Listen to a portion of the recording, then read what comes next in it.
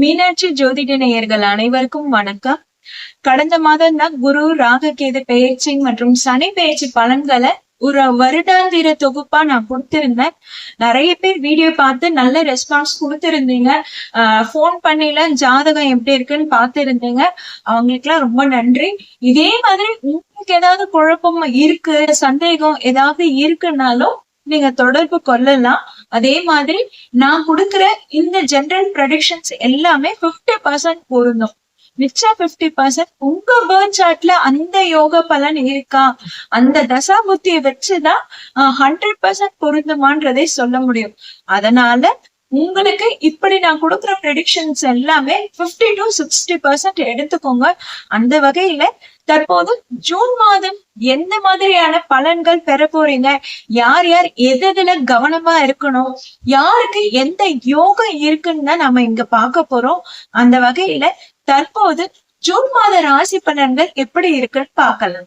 விருச்சிக ராசியினருக்கு இந்த ஜூன் மாத ராசி பலன் எப்படி இருக்க போகுதுன்னா, அதாவது உங்க ராசி அதிபதி மற்றும் உங்களுக்கு 6ஆம் அதிபதியான செவ்வாய் 9ஆம் இடத்துல நீச்சம் அடைகிறாரு. ஃபர்ஸ்ட் மாத தொடக்கத்துல நீச்சம் அடைகிறாரு. அதுக்கப்புறம் 10ஆம் இடத்துல கேதுவோட இணைகிறாரு. இது அவ்வளவா நல்லது இல்ல. ஓகேங்களா. குரு உங்களுக்கு தன அதிபதி மற்றும் பூர்வ புண்ணிய ஸ்தானத்தின் அதிபதி. குரு உங்களுக்கு 8ஆம் இடத்துல மறைவு பெறுறது உங்களை கஷ்டத்துல இருந்து காப்பாத்திடுவாரு. பட் உங்களுக்கு பாசிட்டிவா ஏதாவது செய்வாரான்றது இல்ல. உங்களுடைய கஷ்டம் துன்பத்துல இருந்து டக்குன்னு ஒரு நிவர்த்தி கொடுத்துருவாரு, காப்பாத்திடுவாரு. அந்த மாதிரி இருக்கு. சரி, அடுத்தது சூரியன். சூரியன் உங்களுக்கு 10ஆம் அதிபதியான சூரியன் 7ஆம் இடத்துல இருக்கிறாரு. இது 7ஆம் இடத்தோட அதிபதி உங்களுக்கு 6ஆம் இடத்துல இருக்கிறாரு. சோ சூரியனோட இதுவும் பொசிஷனும் உங்களுக்கு அவ்வளவு ஃபேவரபிளா இல்ல. இது எப்படி இருக்க போகுதுன்னா, ப்ரொஃபஷன் அண்ட் கெரியர்ல உங்க பிசினஸ்ல உங்களை ப்ரூஃப் பண்ணிக்கணும்னு நீங்க எந்த முயற்சியும் எடுக்காதீங்க. அதற்கான காலம் இந்த மாதம் கிடையாது. ஓகேங்களா. ரொம்ப ஃபோர்ஸ் பண்ணிக்காதீங்க. ப்ரொமோஷன் எனக்கு வந்துதான் ஆகணும், எனக்கு ப்ரொமோஷன் கிடைச்சிடணும், எனக்கு இந்த மாசம் ஒரு நல்ல இம்ப்ரூவ்மெண்ட்டோ ஏதாவது ஏற்பாடு பண்ணுங்கன்னு இந்த மாசம் பர்டிகுலர் இந்த மாசம் எந்த ஃபோர்ஸும் பண்ணாதீங்க. ஏன்னா உங்க ராசி அதிபதி நீச்சத்துல இருக்காரு. அதுக்கப்புறம் கேதுவோட இணைந்து பலம் இழந்து இருக்கிறாரு. அப்போ உங்க ராசி அதிபதி பலம் இழந்தாலே உங்களுக்கும் பலம் குறைஞ்சிடுது தானே. அதே மாதிரி உங்களுடைய தன அதிபதி 8ஆம் இடத்துல மறைவு பெறாரு. அது உங்களுக்கு ஒரு நல்ல பார்வை எங்கேயுமே கிடைக்கலன்னும் போது உங்களுக்கு சுப செலவுகள் அதிகமாவே ஏற்படும். சுக்கிரன் 6ஆம் இடத்துல இருக்கிறாரு. ஓகேங்களா. உங்களுக்கு 12ஆம் இடமா மற்றும் 7ஆம் இடமான சுக்கிரன் 6ஆம் இடத்துல இருக்காரு. குரு 8ஆம் இடத்துல இருக்குது. இது எல்லாமே மறைஞ்சு போயிருக்கனால, இந்த 2 யோக கிரகங்களும் மறைஞ்சு இருக்கனால உங்களுக்கு செலவுகளை அதிகமா ஏற்படுத்தும். அது முக்கியமா சுப செலவுகளை நீங்க மாத்திக்க ட்ரை பண்ணுங்க. ஓகேங்களா. நல்ல செலவுகளா இருக்காது. மெடிக்கல் எக்ஸ்பென்சஸ் ஏற்படலாம், வீண் செலவுகள் ஏற்படலாம், தேவையில்லாத ஒரு நஷ்டத்தை உண்டாக்கலாம். அதை ஈடுகட்டுறதுக்காக நீங்க பணம் கட்டுற மாதிரி ஒரு சூழ்நிலை உண்டாகலாம். சோ சுக்கிரன் மாற வரைக்கும், ஏன்னா குரு ஓராண்டு காலம் மிதுன ராசியிலே தான் இருக்க போறாரு. அவருடைய இடமாற்றத்துக்கு நம்ம அக்டோபர் நவம்பர் மாசம் வரைக்கும் வெயிட் பண்ணோம். பெர்மனண்டா மாறுறதுக்கு அதுக்கு நெக்ஸ்ட் இயர் வரைக்கும் வெயிட் பண்ணோம். பட் சுக்கிரன் இந்த மாதம் ஜூன் மாதம் 29ஆம் தேதி ரிஷபத்துக்கு மாறார். சோ இந்த காலகட்டத்துல மோஸ்ட்லி நிறைய செலவுகளை அவாய்ட் பண்ணிடுங்க.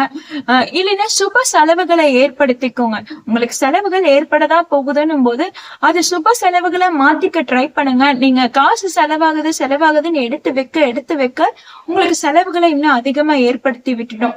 அதனால அது ஒரு சுப செலவுகளை ஏற்படுத்திக்க முயற்சி செய்யுங்க.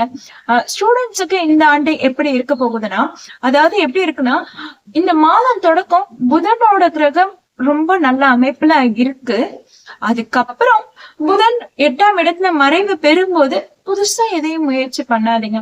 ஏற்கனவே ஒரு டெசிஷன் எடுத்திருப்பீங்களா, நான் இதுதான் படிக்கணும், இந்த வேலைக்கு போகலாம், இந்த வேலைக்கு இந்த ப்ரொஃபஷனுக்காக தான் நான் இந்த படிப்பை எடுக்க போறேன்னு நீங்க ஏற்கனவே ஒரு டிசிஷன் எடுத்திருப்பீங்க. என்ன படிக்கலான்னு டிசிஷன் எடுத்திருப்பீங்க, எப்படி படிக்கலான்ற டிசிஷன் எடுத்திருப்பீங்க. அந்த எடுத்த டிசிஷனை மாத்த வேணாம். முக்கியமா இந்த பர்டிகுலர் இந்த ஜூன் மந்த்ல நீங்க மாத்த வேணாம். ஏன்னா மறைவு ஸ்தானத்துல புதன் போகிறதுனால உங்களுக்கு தெளிவற்ற சிந்தனை தான் ஏற்படும். அதாவது ஞாபக மறதி உண்டாக்கும், படிப்புல மந்தத்தை ஏற்படுத்திடும். அதனால மாத ஆரம்பம் எப்படி தொடங்குதோ அதை இந்த மாதம் முழுக்க கொண்டு போக முயற்சி எடுத்துருங்க. ஓகேங்களா? அதுக்கப்புறம் மேரேஜ் எப்படி இருக்க போகுது? ஃபர்ஸ்ட் திங், மோஸ்ட்லி விருச்சிக ராசியினருக்கு ரொம்ப ஃபோர்ஸ் பண்ணி ட்ரை பண்ணாதான் மேரேஜ் அமையறதுக்கு சான்சஸ் இருக்கு. ஏன்னா 2ஆம் அதிபதியும் மறைவு பெறாரு, 7ஆம் அதிபதியும் 6ஆம் இடத்துல இந்த மாசம் மறைவு பெறாரு. அதனால இந்த மாசம் நீங்க மேரேஜுக்காக ப்ரொபோசலுக்காக வெயிட் பண்றீங்கன்னா அதுக்கு சரியான மாதமா இது இல்ல. ரொம்ப அதிகமா நீங்க மெனக்கெட வேணாம். இருக்கிறத அப்படியே புஷ் பண்ணி தள்ளி போக பாருங்க. இந்த 1 மந்த் என்ன இருக்கோ அதை மெயின்டைன் பண்ணிட்டு போயிடுங்க. அதுவே உங்களுக்கு பெட்டரா இருக்கும். புதுசா எதுவும் முயற்சி எடுக்க வேணாம். புதுசா முயற்சி எடுத்து அது இன்னும் நஷ்டத்தை ஏற்படுத்துச்சுன்னு ஃபீல் பண்ண வேண்டாம். மோஸ்ட்லி லேடிஸ் எப்படி இருப்பாங்க, விருச்சிக ராசியினர் ஏற்கனவே அவங்க நிறைய பிரச்சனைகளை ஃபேஸ் பண்ணிட்டு வந்தவங்களாதான் இருப்பாங்க. குறிப்பிட்ட இந்த மாசம் பாத்தீங்கன்னா அவங்களுக்கு நிறைய செலவுகள் ஏற்படும், புது பொறுப்புகள் உண்டாகும், இன்னும் ஒரு சுமை அதிகமா ஏற்படும். அந்த சுமையை தாங்க முடியல, நீங்க வருத்தப்படுவீங்க. யாரும் புரிஞ்சுக்க முடியல, யாரும் புரிஞ்சுக்க மாட்டாங்க, யாரும் என்னோட நிலையை புரிஞ்சுட்டு எனக்கு யாருன்னா சப்போர்ட்டுக்கு வருவாங்களா அப்படின்ற எதிர்பார்ப்பு இருக்கும். இந்த மாதிரியான புலம்பல்கள் ரொம்ப அதிகமாவே இருக்கும். நீங்க இந்த காலகட்டத்துல நீங்க ஒரு மெடிடேஷன் நீங்க பிராக்டிஸ் பண்றது ரொம்பவே ஹெல்ப்ஃபுல்லா இருக்கும். செவ்வாய்க்கு அதிபதி முருகன் தான். இந்த வைகாசி விசாகத்துக்கு விருச்சிக ராசியினர் விரதம் இருந்து வழிபாடு மேற்கொண்டீங்கன்னா உங்களுடைய பிரச்சனைகள் குறையும். ஓகேங்களா? அதனால நீங்க இறை வழிபாடு அதிகமா ஏற்படுத்திக்கோங்க. மெடிடேஷன் பண்ணுங்க, மெடிடேஷன் பிராக்டிஸ் பண்ணுங்க. உங்களுக்கு எதெல்லாம் நல்லது நடக்கணுமோ அதை மட்டும் நினைச்சு நீங்க தியானம் பண்ணுங்க.